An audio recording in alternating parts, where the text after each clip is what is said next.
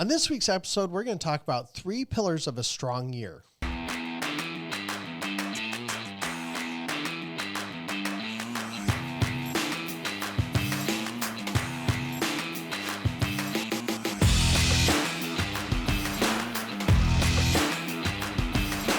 Hello, everyone. I am Chad Owen. Welcome to this week's podcast. As you know, this is my sidekick, Caleb North. He is one of the most important people in my life.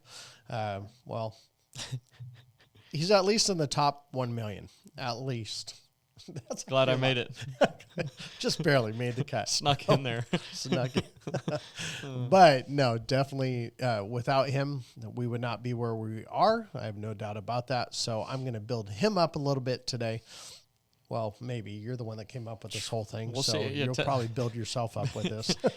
If the content's good, yes, then we'll let that be the build-up Let's itself. see. Okay, go for it. So 3 pillars of a strong year. We did a podcast that had, I guess you could say, a similar tone to it toward the end of last year when we were talking about setting 2023 up for success. Yep. I wanted to rebring a similar tone of 3 things that you can do, 3 things you need to be looking at and focused on to get 2023 off to the right foot, and then also sustainability over the course of the year. I got a question for Yes. you, and this will only be for our YouTube people, because if you're not watching this, you're not even going to know. But why do you do this when most normal people do that? This is way more comfortable. That is not normal. Go check us out on YouTube if you want to know what this is. That's uncomfortable. That's normal. But that's no. Okay. Yeah. So in the comments, tell me, do you do this or do you do that? Okay. Only for one, YouTube number people. 2. Yeah. Okay. All right. Yeah. Go check it out. But 3 pillars of a strong year. And I've broken it down into 3, really what I would call pillars of what we focus on in Retirement Realized Financial and trying to help agents establish and get built up. And you've got number 1, the right marketing and lead generation strategies. Number 2, the right sales process. And number 3, the right product solutions. It's like with those 3 things. Not necessarily in that order. Sure. Not necessarily in that order. That's just the order that I put them. Just out of curiosity, what order would you put that in? I tend to think, about the end result. So I would go right product solutions, right sales process, right marketing lead generation. If I were to go for front way. I would probably go right sales process, right product solutions, right marketing lead generation. Because I would say to even know the right products, you need to have the right sales process, which is the fact finding, seeing what's best, well, where the money is. And then you won't know what the right product is without the right process. Some would say leads, yeah, but leads mean nothing if you're not professional. I mean, a lead in the wrong hand could be a lawsuit. Yeah, that's true. I mean, when you think about it, I've never said it that way. That's a good point. But the lead in the wrong hand could be a lawsuit. If you don't know how to handle that lead, not only could you mess up someone's entire retirement, right, you can end up being sued. Yeah. Which honestly, I believe people do deserve that. I mean, if you're not doing a full fact finder and you're not finding the best product for the best solution, I definitely think that's a viable option. Now, obviously, there's always the balance of making sure you have financial stability of the company, the customer service, the benefits, the payouts, Right. But yeah, just interesting that you brought that up. And it's like, yeah, what would that be? Okay. I guess where my mind was in putting them in order was, I guess, in order of how a deal goes through, right? So a lead comes through, very fair. Then they're in the sales process, and then you're finding the right solution to the problem. That's 100% accurate. And I will say, too, that we might need to make a 2-parter out of this, just looking at the content I've got outlined. We'll see. But yeah, this and might sometimes be 2 I weeks. think it's necessary to do that because you guys know we're not going to talk just to fill a spot. We're going to make sure it has value to it. And if we need to, we'll do it. So go for it. Yeah. Well, it's okay. The right marketing and lead generation. I noted down here that the right marketing and lead generation systems are those that maximize both efficiency and profitability. And they look different depending on the season that you're in. Okay. What do I mean by that?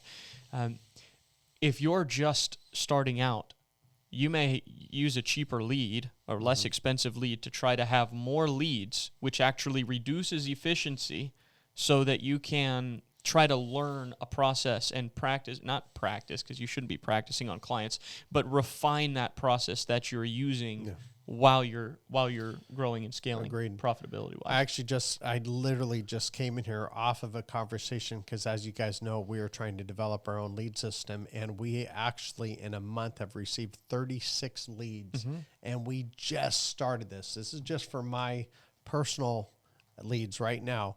And we're hoping to do a test by the end of the month. We're going to hand select some people to do that. And then we should be able to start to launch it out to our existing agents. But as you know, I never do a lead system that I haven't tested or someone that I trust is tested. Yeah. And one of the things is there's a lot of 0 to 10,000. Now, how many times have I gotten a lead where they said they had 25,000 and it turned out to be a multi-million-dollar deal? Right. That's a very normal thing that people have, way more than what they put. But I said, I don't want to have any option on there that we're starting at 50,000. And not only does that help with the algorithm with what we're doing, but 50,000 means, okay, we know they have emergency funds and savings. Right.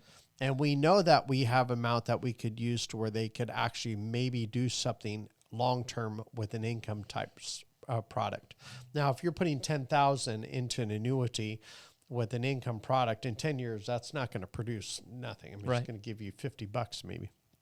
But just because we have the leads doesn't mean anything if it's not a high quality lead, qualified. So that's a good point. And that's actually one thing I noted down here. This is a controversial statement, but I said, no, not all leads are the same. And yes, there is such thing as a quote unquote bad lead. 100%. But we need to define what that actually is, because a lot of agents will get a lead that they actually have to work to obtain a deal, and they consider it a bad lead because they had to do a little bit more. They had to work a little bit harder. That's not a bad lead. No, one of the questions I ask, because I test out lead systems, and I never will ask this. Never will I say, well, what's your closing ratio on these? I don't care what their closing ratio is, because there's so many agents that the exact lead systems I use right now will say, these leads stink, I can't close anything. And I'm going, I wrote $6 million with them last year. Right. You know, I have a very good closing ratio. I have a very high dollar per case with these. And I don't know why you don't. So I don't worry about that. But what I do look at is the starting amount. In other words, I don't care if it's a great lead that says they have $5,000. So I could close it. Well, now you can't, because most annuities start between $5,000, $10,000, $20,000 where you even start them. But to me, a good lead is dependent on how well the agent is willing to work it, but you do have to have a standard, because you know that lead system I tested recently. I mean, this $350 per lead, I think it was, 34 leads, and I know I can close leads. Didn't sell one of them. Right. And I'm like, man, I'm just questioning the way things might be, the information might be gathered. Sure. Because I did ask, I said, hey, can I have a voicemail or your recorded conversation? And every other system will do that. They'll give me the actual conversation. They said, well, no, we can't. There's confidential information on it. I said, yeah, you mean the confidential information that's on the lead that you're giving to me? Right. And they're like, yeah. So, you know, we got to make sure we're getting good quality leads. No doubt about it. And I think where this idea of there's quote unquote no such thing as a bad lead probably is true if all you are is a salesperson. But when you're actually trying to figure out what the problem is and find the best solution, there are certain qualifying elements that would disqualify somebody from being a fit for what the lead was generated. What I mean is, if you're buying an annuity lead and they do not meet the qualifications to have an annuity, that's what I would consider a quote-unquote bad lead, because they're not going to be able to do what it was intended to be purchased for. Yeah, we're definitely going to be splitting this into multiple. Yeah, we are. Because there are so many things that you're mentioning that I couldn't agree more with. Too many times we get a lead and they say, hey, I want to put 50,000 into annuity. I just made my calls this morning. And I asked this guy, I said, well, what do you have? And he goes, well, I have 170,000 in annuity. And I said, well, when did you buy it? And he said, a year ago. And I said, well, how much do you have in emergency funds and savings? They said, 0. I said, did you have emergency funds when you bought the annuity? They said, no. So that means somebody sold them an annuity when they knew he had no emergency funds. That's crazy. So, or they didn't do a fact finder, Sure. which is Probably the same more thing. likely. Yeah. That. So the guy literally is probably a transaction versus a solution. Mm-hmm. The guy says, I have $170,000 I want to put in an annuity, and they didn't bother to find out, do they have emergency funds? And I said, he goes, but I'd like to put some more money into annuity because I have extra money that I don't use each month. I said, you, before you buy any more annuities, need to start to build an emergency fund. That's right. Because I'm not doing anything till you get that emergency fund to at least $50,000. Right. And that is, man, it's a lead. So that's a transaction. That's Right. not a solution to a problem. Right. And that's the agent's fault. That is not the lead's fault. Mm-hmm. Because the lead said, I want to put $170,000 into annuity. It's still the responsibility of the agent to find out what other funds they have and where they have them. It's true. I would also add that phenomenal lead systems can produce, quote unquote, bad leads, and you can buy bad leads. And don't go ask for a refund. Yeah. I mean, God, man. Well, I have a note about that in here too. This is why I can get exclusive to particular cities, or at least be the top agent in that city. Because they know Chad is not going to go and ask for a refund because they found out that they had $50,000, but it was already into annuity. I'm not going to ask for a refund on that. That lead that they had $170,000, that is a qualified lead. Mm-hmm. That's a qualified lead. Now, $170,000 was in an annuity, so that's not a qualified client. Right. But that, I'm not going to go back to the lead company and say, hey, I want a refund because all this guy's money's tied up in an annuity. The requirement is they need to have $50,000 in investable amounts. They do. So now we expect the lead company to go, well, okay, so what do you have that $170,000 in? Well, it's an annuity. Oh, well, when did you buy the annuity? That is not the job. Right. First of all, they're not allowed to ask those type of questions because it could be construed as a type of advice. Because if you're going to find out when they had the annuity, and it's just not their job. So when you get a quote unquote bad lead, you can't go and say, hey, I want a refund because the $170,000 they had wasn't available. Now, if they said, hey, they have $170,000 and you call them and they go, yeah, I don't have anything. I don't have any annuities. I don't have any money whatsoever. And they sell you the lead as a good lead. Well, that's a bad lead. Right. Ask for the refund. Sure. But, man, the relationships we have to understand is most existing lead companies right now, the qualified lead companies, they've been around a while and they're trustworthy.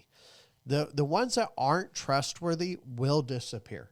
Right. I don't know if I could recall any major lead system I use right now that, well, I'm still using them, so they're still around. Right. But over the years, I've had so many people do shady type lead gathering information, and they never last. Now, they've gotten tens of thousands of my money. Sure. But that's part of the business. I mean, people often ask, why should I be with Retirement Realized Financial? Well, you know, any lead system we're going to be talking about, it's good. And if you think about the amount of money that you've been wasting on leads trying to figure it out yourself, right? You know, it goes back to the same thing we talk about every time. And we'll get into section 2 on the next one. We will. But the leads, this is really important. I am in the field and I'm really passionate because, hey, I just got off a 2 weeks, very rested vacation. And I did get food poisoning the morning we were flying out, and thank God for business class seats lay down because it was just, I lay down a good part of the time. But the point is, I'm incredibly passionate about being someone, learning from someone that is doing the same thing you are, or the same field. And I literally spent so much time reflecting about what is 2023 going to look like to me. Because I have invested and done things where, let's just say, I've had a lot of college experience and learning of trying to figure out what to do and what not to do. And 2023 is going to be a time where I am going to only gather and follow information from people that are doing what I want to do, or they're where I want to be. Sure. I'm no longer going to take advice or seek counsel from people that are in a challenging situation. And I made a few business decisions this last year where I didn't do enough due diligence in finding out what is the financial stability of that person. In other words, if I'm trying to find or work with a marketing organization and I find out that the owner of this marketing organization has had multiple history with slimy deals, like there's one organization I can think about right now, they've been sued so many times and they're still out there. Dang. And I'm like, why would I ever want to be a part of that information? So one of the things you do want to do when you're checking out lead companies is I'll put the lead company name and I'll put scam, or lead company name and reviews. And I'll research what kind of complaints has this lead company had against them. And there are some you'll find out I'm not going to use them. And I know we're talking about the pillars, but if you're going to talk about a pillar, that pillar needs to be very stable. That's true. Because it needs to hold the weight. So if you have a lead company out there that doesn't have a good reputation, they have lawsuits against them, that includes your FMO. Now, anybody can sue anybody. So if you have one or two out there, I get that. Anybody can sue anybody. But if you see a consistent theme or standard that's out there where there's constant issues with this organization, then don't use them. Yeah. Because lead companies are not effective if they're marketing incorrectly. And if they're marketing incorrectly, you will find that out when you research them. That's true. That's true. Yeah. I want to add a couple things real quick. Yeah, go for it. We have a PDF. I can't remember what I think it's called How to Find Good Lead Systems. I forget what it's called. We have so many freemiums out there. I forget what they're all named, but I think it's called How to. Can we put that? How can they get that? Well, they can go to rragentsacademy.com and click free resources at the top, and you'll see there's a bunch of PDFs, and one of them talks about how to find good lead systems. You're going to see in that document exactly our criteria, and specifically Chad's criteria, to be honest with you. That's where we got it from. When he's looking at entertaining a new lead company, do they meet these things? Okay, let's test them. If not, then it's not even going to really happen. Because getting to these 5 criteria are based on times you've had great success or lack thereof, and so now the criteria has been adjusted. I think you're in articles right there. Go up. Okay. Go up. Yeah, right there. Free resources. Oh, free. The thing that says free lead resources? Yeah, and then 20. Sorry, I just want to make sure it's right. Wow, this is good stuff. Yeah. Yeah, it's called How to Find a Good Lead Source. Yep. So it was. So you can download it straight there on rragentsacademy.com. Yep. 3 takeaways real quick, and I'm going to hit these quickly. Buying the best leads and bringing them into a poor process is not going to yield the results you seek. So you can go and you can drop thousands and thousands of dollars on trying to get what look to be the quote-unquote best leads, and if your process is stinky, they're going to look like stinky leads. Yep. Number 2, skimping out on marketing and lead budgets to save $1 will likely hinder your ability to write the business you want. I'll spend $400. I better not say this. Okay. I'll pick the top right now. I'll spend $400 on a high-quality lead than $200 on leads that I can get more of, but they're not as good of quality. But the reason part of the reason you're willing to spend the $400 is, number 1, because the quality of the lead. Number 2, because you have a proven process in place. 100%. If you didn't have a proven process, spending $400 is a waste of money. I agree. And then number 3, you should venture into a business relationship with the lead vendors and marketing systems you're using with the intent of having long-lasting, mutually beneficial results. Agreed. Like, you want your lead companies to be doing well and to be succeeding. Yes. Because they will stay in business and they'll keep generating you leads. Don't continually ask for refunds, because it just hurts the bottom line, and eventually they won't be picking you anymore. Right. Yeah. And you should enter into it, obviously, with the intent of having something long-lasting. Don't go into a lead business relationship there knowing you're going to be on for 3 months and then you're going to drop them. It's got to be mutually beneficial for sure. Okay. Well, next week we'll talk about the right sales process. Boy, this was supposed to be one podcast, and now we're going to break this into 3. Okay, well, I hope this helps you guys. You have a great day, and happy selling.